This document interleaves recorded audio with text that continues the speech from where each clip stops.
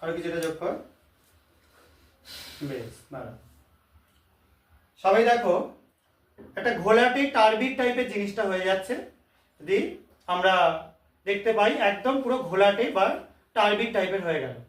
এটা যে কারণের জন্য হলো, এখানে তৈরি হলো, এটা যেহেতু ছিল সালফিউরিক অ্যাসিডের সলিউশন, তার মধ্যে আমরা দিলাম বেরিয়াম ক্লোরাইড সলিউশন।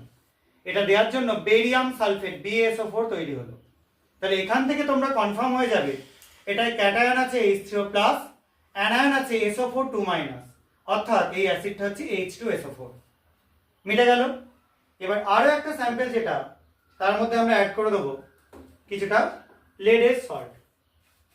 এটা কাট করে ঢালবি, এটাকে তুলে নে বাঁহাতে, একটু সরে আয়।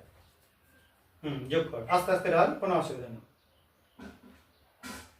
একটা ঢাল।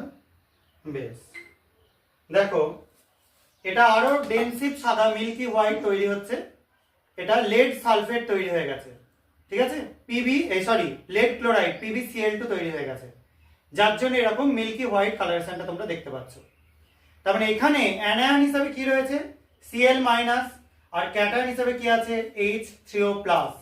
তাহলে এই অ্যাসিডটা কি হচ্ছে, এটা হচ্ছে HCl বা হাইড্রোক্লোরিক অ্যাসিড, যেটাকে তোমরা আরেকটা ভাষায় কি জানো, মিওরিয়েটিক অ্যাসিড।